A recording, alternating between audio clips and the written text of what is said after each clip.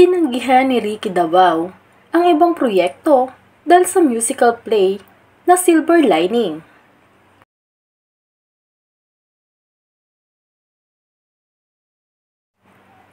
May mga pelikula at ibang proyektong tinanggihan ng multi-awarded actor na si Ricky Davao dahil tinanggap niya ang musical play na Silver Lining.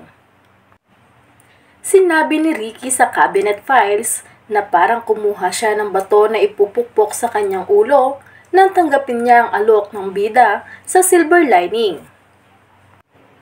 Unang sinabi ko sa sarili ko, parang kumuha ako ng bato na ipupukpok ko sa sarili. Kasi medyo busy ako sa Love Before Sunrise, pagtukoy niya sa primetime drama series ng GMA7. Pangalawa, I'm expecting to do another television series. Dapat may movie, pero hindi natuloy. So nung unang inoffer sa akin, parang ayoko na. Pero kinulit ako. Sabi ko, sige, pabasa ng script. So binasa ko yung material. Okay, interesting. Bagay sa akin yung role.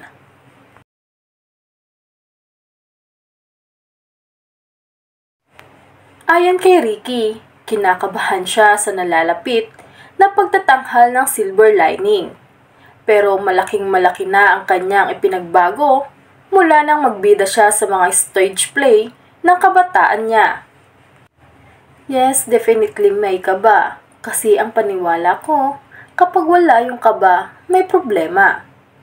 Although, we're confident dahil inaral namin ng isang buwan, araw-araw akong nagbabasa.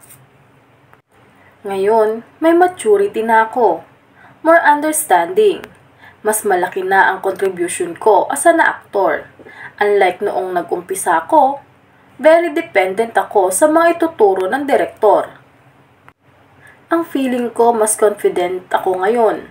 Pagpapatuloy ni Ricky, tungkol naman sa memorization ng lines, thank God, hanggang ngayon, bless ako dyan.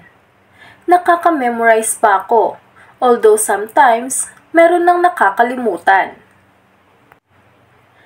Pero sa play kasi, if you understand the whole story and the flow, kahit papaano, mahahabol mo.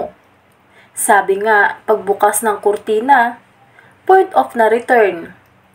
Hindi katulad ng pelikula na may cut. Edit natin, take 2, close up. Aminado si Ricky na hanggang sa pagtulog, napapanaginipan niya ang kanyang karakter na ginagampanan sa Silver Lining.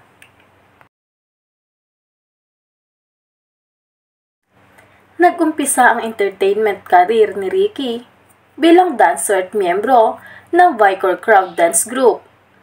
Nakatulong ang karanasan ni Ricky sa pagsasayaw dahil may mga eksena sa Silver Lining na kailangan niyang sumayaw. Sa mga hindi nakakakilala, si Frederick Charles Caballas Davao, professional na kilala bilang Ricky Davao. Ipinanganak noong May 30, 1961. Isang Pilipinong artista, direktor sa telebisyon, at inhenyero sa pamamahala ng industriya. Nagtapos siya sa Mapua Institute of Technology. Siya ang asawa ng aktres na si Jackie Lou Blanco. Siya ang nakababatang kapatid ni Bing Davao at anak ni Charlie Davao.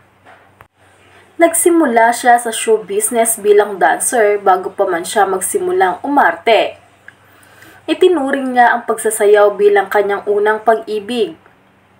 Kilala siya sa pagganap ng isang katang-isip na version ni Bongbong Marcos sa dulang Bongbong at Chris noong 1980s. Naglingkod siya bilang hurado sa unang Asian International Film Festival Awards noong 2013 at gumanap siya sa Pinoy Playlist Music Festival noong 2019.